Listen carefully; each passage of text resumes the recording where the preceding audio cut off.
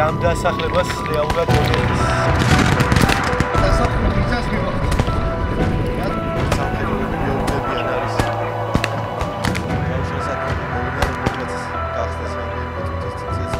Ми продовжуємо виконувати наказ тримати оборону. Забираемся на крыши и даем оборону. Слава Украине.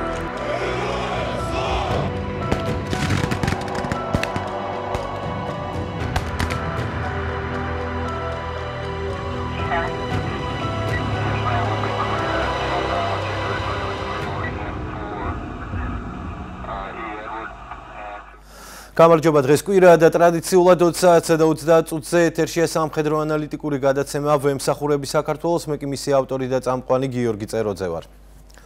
ბაქოს და მოსკოვის შორის დაძაბულობა პიკს აღწევს მას შემდეგ, რაც რუსეთის ფედერაციის სპეცსამსახურებმა აზერბაიჯანის მოქალაქეები დააკავეს და ამ დაკავებას ორი მათგანის დაღუპვა მოჰყვა. ამის შემდეგ ოფიციალურმა ბაქომ დაიწყო რუსეთის ფედერაციის მოქალაქეების დაკავება, კონკრეტულად ეს იყო სპუტნიკ აზერბაიჯანის ოფისში ჩატარებული დაკავება. თუ რა ხდება ამ ორ ქვეყანას შორის და რამდენად აისახება ეს ყველაფერი რეგიონის უსაფრთხოებაზე, ამ თემაზე უკვე სტუმართან ერთად ვისაუბრებთ. ჩვენი სტუმარია აღმოსავლეთმცოდნე ზურა ბატიაშვილი. ზურა, გამარჯობა, მადლობა რომ ხართ დღეს ჩვენი სტუმარი. მოგესალმებით, მიესალმებით თქვენს მაყურებელს. ზურა, ჩვენ ნახეთ რომ პიკს მიაღწია პრინციპში დაძაბულობა მოსკოვს და ბაქოს შორის, რაც დაიწყო ამ ბოლო დროს იმ მოქალაქეების დაკავებით, რომლებიც რუსეთის ტერიტორიაზე დააკავა FSB-ს წარმომადგენლებმა და ორი მათგანი დაიღუპა დაკავების შემდგომ. ამას მოჰყვა საპასუხო დაკავებები სპუტნიკის ოფისში, თუმცა ყველაფერი დაიწყო გაცილებით ადრე. ჩვენ ნახეთ რომ რამდენიმე კვირის წინ არ შეუშვეს აზერბაიჯანელი დიპლომატი რუსეთის ტერიტორიაზე, რომელიც ასტრახანში მიფრინავდა ვიზიტით. მანამდე მოსკოვი ითხოვდა ეგრეთ წოდებული რუსკი დომის აღდგენას ბაქოში. იყო გროზნოს თავზე, ასე ვთქვათ, შეცდომით აზერბაიჯანული თვითფრინავის დაწყილვა, ასე ვთქვათ, მთელი კასკადი იყო სხვადასხვა უცნაური მოვლენების, რომელმაც გააფუჭა მოსკოვს და ბაქოს შორის ურთიერთობა. საიდან დაიწყო ეს პროცესი და რა ეტაპზეა მხარეები ახლა? თქვენ ჩამოთვალეთ ყველა ის მოვლენა, რომელსაც რა თქმა უნდა ქონდა ადგილი, მაგრამ აქ მთავარი პრობლემა არის იმაში, რომ რუსეთი ვერ ეგუება თავის იმპერიალისტური დღესასრიგიდან გამომდინარე და ხედვებიდან გამომდინარე ვერ ეგუება ვერც ერთი ყოფილი საბჭოთა რესპუბლიკის დამოუკიდებლობას და მათ შორის აზერბაიჯანს. აზერბაიჯანი ფეხზე დადგა რეალურად მას შემდეგ, რაც ყარაბაღის მეორე ომში გაიმარჯვა, როდესაც აღიდგინა ტერიტორიული მთლიანობა და ამის შემდეგ აზერბაიჯანი გახდა სრულყოფილი სახელმწიფო. აი ამას ვერ ეგუება სწორედ რუსეთი. დანარჩენი ეს გამოვლინებები არის ამ ყველაფრის. დიდი, ასე ვთქვათ, ფილოსოფიური დაჯახებაც არის ამავე დროს. ერთის მხრივ არის აზერბაიჯანის ხელმძღვანელობა და ელიტა, რომელიც ამბობს, რომ აზერბაიჯანი არის დამოუკიდებელი სახელმწიფო და მეორეს მხრივ არის მოსკოვი, რომელიც ამბობს, რომ ეს ისევ პერიფერიაა, ყოფილი საბჭოთა სივრცეა და იქ პირველი უნდა იყოს რუსეთი. თქვენ ახსენეთ თვითფრინავის ჩამოგდების ამბავი, თვითფრინავის ჩამოგდებაზე ბოდიშიც კი არ მოუხდია დღემდე რუსეთს, აღარაფერს ვამბობ იმაზე, რომ უარს ამბობს კომპენსაციების გადახდაზე, უარს ამბობს დამნაშავეების დასჯაზე, ხო? აი ასეთ სიტუაციაში ნებისმიერი ეს გამოვლინება შეიძლება ასე აალდეს ხოლმე. აქ ახლა შექმნილი სიტუაციიდან თქვენ ნახავდით რუსეთის მხრიდან რუსეთის სხვადასხვა პროპაგანდისტების თუ ოფიციალური თუ ნახევრად ოფიციალური პირების მიერ გაკეთდა სხვადასხვა განცხადებები, მათ შორის იყო მუქარა სამხედრო მუქარაც, მაგრამ რეალურად რუსეთს არ შესწევს ძალა გახსნას მეორე ფრონტი და რატომ? ერთი, იმიტომ რომ ჩაფლული არის მთლიანად უკრაინასთან ომში და მას რესურსები და საშუალებები არ გააჩნია იმისთვის, რომ მეორე ფრონტზეც იბრძოლოს. და ამავე დროს არანაკლებ მნიშვნელოვანია ის, რომ აზერბაიჯანს ყავს ისეთი სერიოზული მოკავშირეები, მათ შორის სამხედრო თვალსაზრისით, როგორც არის თურქეთი, როგორც არის ისრაელი და პაკისტანი. და მესამე შემაფერხებელი ფაქტორი არის ის გეოგრაფიული მდებარეობა. აზერბაიჯანის ტერიტორიაზე არ იმყოფებიან რუსი სამხედროები თუ თეორიულად ავიღოთ, რომ ისინი რუსეთიდან უნდა შევიდნენ, მაშინ დაღესტანი თაგორიანი ადგილია და იქ ჯარების გადაადგილება ძალზედ გაძნელებული იქნება. ხოლო სომხეთში რუსული სამხედრო ბაზა არის ძალზედ პატარა იმისთვის, რათა მოერიოს აზერბაიჯანის შეიარაღებულ ძალებს ამისი საშუალება მას არ აქვს, თუ იმასაც გავითვალისწინებთ, რომ ლოჯისტიკურადაც უამრავი პრობლემა არის ამ ბაზასთან დაკავშირებით, რომელიც მოწყვეტილია რუსეთს, მართალია ყველაზე დიდი რუსული სამხედრო ბაზა, მაგრამ მას არ შესწევს უნარი, რომ აზერბაიჯანს სამხედრო თვალსაზრისით პრობლემა შეუქმნას. ძალიან მოკლედ ეს არის სიტუაცია. მე არ მგონია, რომ რუსეთმა გაბედოს ახლა სამხედრო გზით ამ სიტუაციიდან რაღაც გამოსავლის ძიება, მანამ სანამ უკრაინაში ომი მიმდინარეობს. მე თუ უკრაინაში ომი შეწყდა, მე რა თქმა უნდა, საფრთხე ემუქრება პირდაპირ აზერბაიჯანსაც, ყირგიზეთსაც, ყაზახეთსაც, ბალტიის ქვეყნებსაც, რომელიც ნატოს წევრები არიან და ასე შემდეგ. სურა, ერთი მნიშვნელოვანი ფაქტორი არის კიდე ირანი და ჩვენ ნახეთ ირანის პრეზიდენტის ვიზიტი, სადაც ის შეხვდა ილჰამ ალიევს და განიხილეს კონკრეტული დეტალები. ჩვენ ვიცით, რომ ამ ეტაპზე ირანი და რუსეთი არიან მოკავშირეები. ხომ არ ნიშნავს ეს ყველაფერი იმას, რომ ირანი კონკრეტულად აზერბაიჯანთან მიმართებაში კიდევ ერთხელ გადახედავს იმ საკითხს, რამდენად უნდა დაიჭიროს რუსული პოზიციები ამ კონფლიქტთან მიმართებაში. ირანი, როდესაც ახლა სამხედრო თვალსაზრისითაც არც თუ ისე ადვილი მდგომარეობაშია, განსაკუთრებით 12 დღიანი ომის შემდეგ, მას არ ყავს სხვა მოკავშირეები და ალტერნატივა რუსეთისგან, თქვათ, რომ ჩაანაცვლოს რუსეთი, ასეთი არ არსებობს. ამიტომ ვფიქრობ, რომ ის მიყვება რუსეთის პოზიციას, ოღონდ ეს პოზიცია არ იქნება ისეთი მკვეთრი, როგორც რუსეთის არის, იმიტომ რომ ირანმა კარგად იცის, რომ სამეზობლოში კიდე დამატებითი პრობლემები შექმნა, არც სხვისთვის და არც საკუთარი თავისთვის არ ღირს არაფრად იმისთვის, რომ თქვათ რუსეთს ასიამოვნოს. ირანი გააგრძელებს ამ ნელთბილ ურთიერთობას აზერბაიჯანთან. არ მგონია, რომ ან სამხედრო თვალსაზრისით რაიმე აზერბაიჯანის წინააღმდეგ მოიმოქმედოს, ან თქვათ რაიმე სახის რუსეთს მხარდაჭერა გამოუცხადოს ისეთი, რომელიც თავად ირანის ინტერესებს დააზიანებდა. ფაქტია, რომ ამ დრომდე ყოველ შემთხვევაში ბაქოს და მოსკოვს კარგი თუ არა ცუდი ურთიერთობაც არ ქონიათ, მაგრამ ჩვენს რეგიონში არის მეორე მეზობელი სომხეთი, რომელსაც ჰქონდა პარტნიორული ურთიერთობა წლების განმავლობაში, მას შემდეგ რაც დაიშალა საბჭოთა კავშირი ოფიციალურ ერევანს და მოსკოვს შეიძლება ითქვას თავისუფლად, რომ პარტნიორული ურთიერთობები ჰქონდათ. თუმცა ეს ყველაფერი თავდაყირა დააყენა ნიკოლ ფაშინიანის ხელისუფლებამ, რომელმაც ფაქტიურად უარი განაცხადა იმაზე, რომ სომხეთი დარჩეს მოსკოვის ორბიტაზე და მან აირჩია დასავლური კურსი, მან აირჩია პრობლემების მოგვარება მეზობლებთან. ჩვენ ვნახეთ მისი ისტორიული ვიზიტიც ასევე თურქეთში, სადაც ის შეხვდა რეჯეპ ტაიპ ერდოღანს და განიხილეს კონკრეტული საკითხები. სომხეთის შემთხვევაში რა პოზიცია ექნება ოფიციალურ მოსკოვს და გააგრძელებს თუ არა ზეწოლას იმ ბერკეტების გამოყენებით, რა ბერკეტებსაც ჯერ ისევ ფლობს მოსკოვი ერევანზე. მათ შორის იგულისხმება ენერგეტიკული ბერკეტებიც. სომხეთთან მიმართებაში ნამდვილად რუსეთს მეტი ბერკეტი გააჩნია, ვიდრე აზერბაიჯანთან მიმართებაში. სომხეთმა თავი გაითავისუფლა რეალურად რუსული გავლენებისგან ბევრ სფეროში და მათ შორის ხედავთ ახლა ძალზედ აქტიურობს ფაშინიანი პრორუსი ძალების მიმართ, როგორც ჩანს მას ჰქონდა ინფორმაცია, რომ რუსები ამზადებდნენ მის ჩამოგდებას, პირდაპირ უნდა ითქვას, და ამაში იყენებდნენ როგორც პრორუს ოლიგარქს, ისე პრორუს სამღვდელოებას, ყველა ესენი გააუვნებელყაო ფაშინიანმა და ახლა ცდილობს ურთიერთობების ნორმალიზაციას როგორც აზერბაიჯანთან, ისე თურქეთთან, როგორც ჩანს ესეთი საინტერესო კავშირი იკვრება რეგიონში, აზერბაიჯანი, სომხეთი, თურქეთი და მას ზურგს გაუმაგრებს დასავლეთი, შეერთებული შტატები, ევროკავშირი, ისრაელი და მეორეს მხრივ რუსეთი, ირანი და სამწუხაროდ საქართველოს ამ შემთხვევაში როგორც რუსეთის დანამატი სამწუხაროდ ასე უნდა აღინიშნოს და იმისთვის რათა რუსეთი ირანს დაუკავშირდეს, მას სასწრაფოდ სჭირდება სომხეთის დამორჩილება, რომ შეკრას ეს რკალი რუსეთისგან საქართველოს და სომხეთის გავლით ირანის მიმართულებით. ამიტომ რუსეთი ყველაფერს შეეცდება ფაშინიანის ჩამოსაგდებად ხელისუფლებიდან.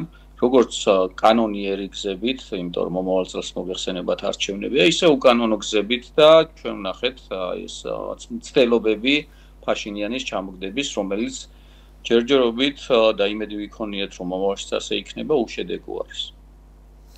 თქვენ გულისხმობთ დაპირისპირებას, ასე ვთქვათ, სომხეთის საპატრიარქოსთან, რომელიც ბოლო პერიოდში იყო, ხო? არა მხოლოდ საპატრიარქოსთან, ჩვენ ვნახეთ ის პიროვნებაც, რომელიც საქართველოში ადრე ციხეში იჯდა. ვაგან ჩახალიანი. სეპარატისტული ცდილობების გამო გასაგებია, რომ ის რუსეთის სასარგებლოდ მუშაობდა და მუშაობს და ესეც დაიჭირა სომხეთის ხელმძღვანელობამ.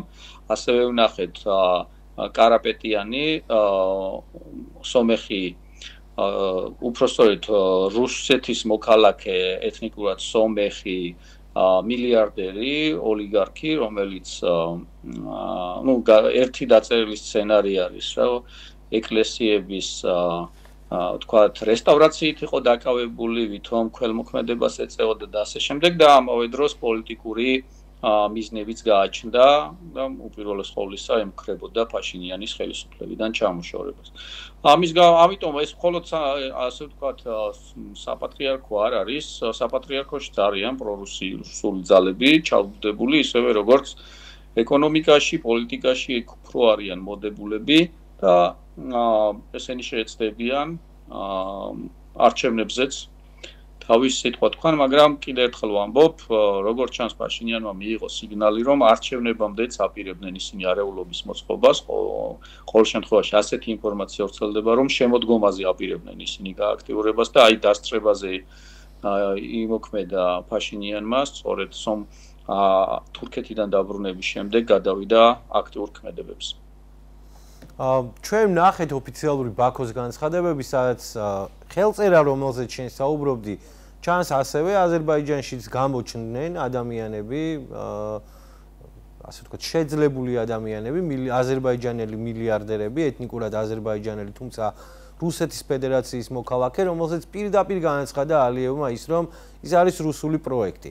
რამდენად არის შესაძლებელი, რომ იგივე სცენარი განვითარდეს აზერბაიჯანშიც, რა სცენარზეც სხვა ქვეყნებში, ასე ვთქვათ, თავისუფლად მუშაობდა ამ დრომდე რუსეთის ფედერაცია. ახლა აზერბაიჯანი არ არის ის ქვეყანა, რომელიც ესე ადვილად შეიძლება არიოს შიგნიდან ხელისუფლება აკონტროლებს და მისი უსაფრთხოების სამსახურები აკონტროლებენ ქვეყანაში სიტუაციას და ნებისმიერ ასეთ გამოვლენებას აკვეთავენ. დარწმუნებული ვარ, რომ აზერბაიჯანში ეს უფრო ნაკლები საფრთხე არის და ჩვენ ნახეთ მაგალითად სულ ახლახანს სპუტნიკ აზერბაიჯანის თანამშრომლების დაკავება, რომლებიც რეალურად საერთოდაც არ იყვნენ ჟურნალისტები, რეალურად იყვნენ რუსეთის სპეცსამსახურების თანამშრომლები. აზერბაიჯანი ამ შემთხვევაში კიდევ ერთხელ აჩვენებს, რომ ის ყველაფერს აკონტროლებს განსაკუთრებით საკუთარ ტერიტორიაზე და ნებისმიერ ასეთ მცდელობას აღკვეთავს საფუძველში. ნაკლებად შესაძლებლად მიმაჩნია მე პირადად რომ აზერბაიჯანი შიგნიდან შეძლოს რუსეთმა არიოს სომხეთი ამ მხრივ უფრო მოწყვლადი არის. და რეალურად რა ბერკეტებს ფლობს რუსეთის ფედერაცია იმისთვის რომ ასე ვთქვათ უკრაინასთან ბრძოლის პარალელურად სადაც ის რეალურად კოლექტიურ დასავლეთს ებრძვის, იმიტომ რომ შეიარაღება რომელსაც უკრაინა იღებს არის დასავლური ამ პროცესების პარალელურად რამდენად უნდა ველოდოთ კავკასიის რეგიონში თუნდაც ან თუნდაც შუა აზიის რეგიონში რუსეთის გააქტიურებას და რეალურად რამდენად აქვთ ამ ეტაპზე მოსკოვში იმის ბერკეტები, რომ რაიმე პროცესები წამოიწყონ იმ ქვეყნებთან მიმართებაში, რომლების ჭყალებში, ასე ვთქვათ, უფრო ზმადაც თვლიან დღემდე თვითონ თავს. თვითონ თავს კი იმპერია თვლიან, მაგრამ იმპერია დასასრულს უახლოვდება, ამას ვერათვით ცნობიერებენ და უკრაინასთან ომი სწორედ აი ამ იმპერიის დასასრულის დასაწყისი არის ფართოდ რო შევხედოთ სიტუაციას. ამიტომ წინაზეც ვთქვი, რომ ნაკლებად შესაძლებლად მიმაჩნია, სანამ მთელი თავის ძალებით უკრაინასთან ომში არის ჩართული, რაიმე სახის სამხედრო ბერკეტი იქონდეს მას სხვა მეზობელი ქვეყნების წინააღმდეგ სამოქმედოდ. თუმცა მხოლოდ სამხედრო თვალსაზრისით არ უნდა შევხედოთ ამას, აი სომხეთის მაგალითს ვნახეთ, რომ ქვეყნის შიგნიდან არევას ცდილობდა და იქ პრორუსული ძალების მოყვანას ცდილობდა. ასეთი მცდელობები იქნება ყველგან ალბათ, სადაც ხელი მიუწვდებათ და სადაც ძალა ეყოფათ და ნაკლებად სამხედრო თვალსაზრისით მთლიანად ჩაფლული არის მთელი თავისი რესურსებით უკრაინასთან ომში. მას არ აქვს იმის საშუალება, რომ ორ ფრონტზე აწარმოოს ომი. ამიტომ ალბათ იმოქმედებს უფრო სპეცსამსახურების და პროპაგანდისტების და ოლიგარქების საშუალებით, სხვა პრორუსული ძალების, რომლებსაც ზოგან პოლიტიკური პარტია ქვია და ასე შემდეგ საშუალებით, ანუ გამოიყენებს ერთგვარ პროქსი ძალებს იმისთვის, რათა საკუთარ მიზნებს მიაღწიოს. სომხეთში უფრო მეტად შეუძლია მას ეს გააკეთოს და აკეთებს კიდეც დავხედავთ აზერბაიჯანში ნაკლებად. საქართველოში სამწუხაროდ გამოვიდა პრორუსული ძალების ხელისუფლებაში მოყვანა. მოლდოვაში არ გამოსდის და მაგრამ მაინც მცდელობა აქვს, მაგალითად შემოდგომაზე არის საპარლამენტო არჩევნები დანიშნული და იქ იმედოვნებს, რომ პრორუსული ძალები მოიყვანოს სათავეში. ნახოთ, ბრძოლა გრძელდება, იმპერია ადვილად და ერთ დღეში არ იშლება ხოლმე. აი ამ პროცესს ვხედავთ რეალურად, რუსეთის იმპერიის ნგრევის პროცესი მიმდინარეობს. და ასევე მნიშვნელოვანი და საინტერესო ფაქტორი არის შუა აზია, სადაც რამდენიმე ქვეყანა ერთად თავმოყრილი, რამდენიმე ქვეყანაზე აქვს მათ შორის გავლენა რუსეთის ფედერაციას, თუნდაც თურქმენეთი ავიღოთ. მაგრამ შუა აზიის ქვეყნებიდან ყველაზე დიდი, ყველაზე ძლიერი და ყველაზე ასე ვთქვათ, განვითარებული ქვეყანა ყაზახეთი, ჩვენ ნახეთ, რომ რეალურად ისიც იმავე პოლიტიკის მიმდევარია, რა პოლიტიკასაც ბოლო პერიოდში ოფიციალური ბაქო ატარებს მოსკოვთან მიმართებაში.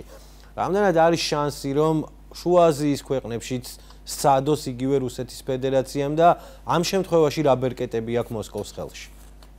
შუა აზიაშიც დიდი სამხედრო ბერკეტები რო გააჩნდეს და კიდევ ერთხელ ვამოფხლა მას ამის დრო და თუნდაც პოლიტიკური ან სხვა ტიპის.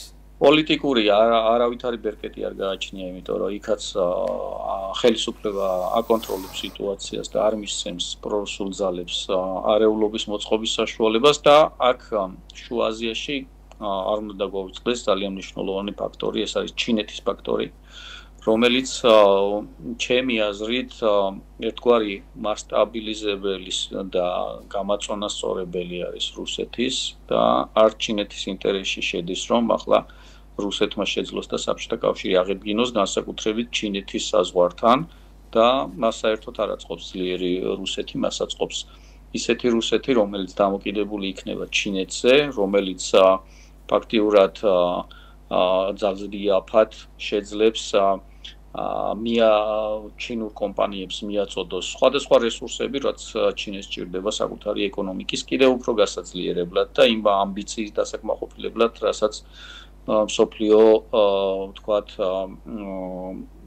პირველი თუ არა მეორე ქვეყნის სტატუსი დაიმკვიდროს მსოფლიოში, ხო?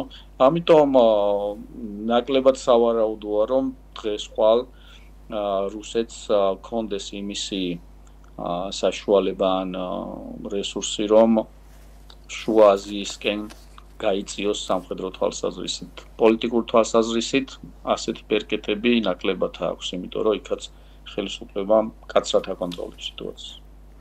და ამ ყველაფრის მიუხედავად იმისა, რომ რუსეთის ფედერაციას პრობლემები აქვს, ასე ვთქვათ, სხვადასხვა მიმართულებით, ერთდროულად რამდენიმე ფრონტზე, მათ შორის უკრაინაში, კავკასიაში, ბალტიისპირეთის ქვეყნებზე აღარაფერს აღარ ვამბობ. და შუა აზიაც მათ შორის. მიუხედავად ამ ყველაფრისა, ოფიციალური მოსკოვი მაინც აგრესიულ, ღიად აგრესიულ რიტორიკას აწარმოებს ოფიციალურ დასავლეთთან მიმართებაში და თიც იშვერს ყოველთვის დასავლეთისკენ, სწორედ მას ასახელებს პრობლემების მთავარ საწყისად და დაახლოებით 40 წუთის წინ გავრცელდა ინფორმაცია რუსეთის ფედერაციის პრეზიდენტის ვლადიმერ პუტინის განცხადება, სადაც ის ამბობს, ციტირებ, რაც უფრო მეტად გააგრძელებენ დასავლეთის ქვეყნები რუსეთის მიმართ იმ პოლიტიკის გატარებას, რასაც ატარებენ, მით უფრო უარესი იქნება მათთვის. რეალურად არის თუ არა ეს დიპლომატიის ენაზე მუხარა და მოდი ასევე ვუთხრათ მაყურებელს, ვინ იმუქრება დიპლომატიის ენაზე. ჩვენ როგორც ვიცით, იმუქრებიან ან ძლიერები, ან კუთხეში მიყენებულები. ამ შემთხვევაში გასაგებია, ვინაა კუთხეში მიყენებული, სამ დღეში კიევი რო უნდა აეღოთ მეოთხე წელია და ჩაფლული არიან აღმოსავლეთ უკრაინაში და ვერ მიდიან წინ, ხო, თუ არ ჩავთვლით ნასოფლარების აღებას, რომელიც თვეში ერთი ნასოფლარი შეიძლება აიღონ და ისიც უდიდეს ფასად უჯდება რუსეთს. რეალურად რუსეთი ახლა თავის საკუთარ ასე ვთქვათ, პოლიტიკურ ბოღმაში იხრჩობა, მას არ აქვს საშუალება ის ძველი თავის გადმოსახედიდან დიდება აღიდგინოს, რომელიც მას გააჩნდა, ვთქვათ, მე-20 საუკუნის შუა პერიოდიდან დაწყებული, განსაკუთრებით მეორე მსოფლიო ომში გამარჯვების შემდეგ, ახლა სრულიად სხვა რეალობა, სრულიად სხვა წყობა არის მსოფლიოში, ასე ვთქვათ, და აქედან გამომდინარე მას უჭირს რეალობასთან შეგუება. ახლა რეალურად აი წინაზეც ვაწერანაც ვახსენეთ, ფილოსოფიური შერკინება არის იმ ხალხისა, რომელსაც ვერ მოუხარშიათ საკუთარ თავში ის, რომ საბჭოთა კავშირი დაიშალა და ის ძველი იმპერია აღარასოდეს აღდგება, იმიტომ რომ ისტორიის სვლელობის შემოbrunება მსოფლიოში არასოდეს არავის არ გამოუვიდა და ახლა პუტინი ვინ არის ისტორიისთვის, რომ მას გამოუვიდეს ისტორიის სვლელობის შებრუნება, ხო? ისტორიას თავის კანონზომიერება გააჩნია და ყველა იმპერია ადრე თუ გვიან სრულდება და ჩემი აზრით უკრაინაში დაწყებულმა ომმა ეს პროცესი დააჩქარა და ამას ვხედავთ ახლა რეალურად რუსეთ-აზერბაიჯანის დაპირისპირების მთავარ თემაც ეს არის, რომ რუსეთს არ სურს აღიქვას აზერბაიჯანი დამოუკიდებელ ქვეყანად. აი ამ ფილოსოფიური ჯახის მომსწრეები ვართ.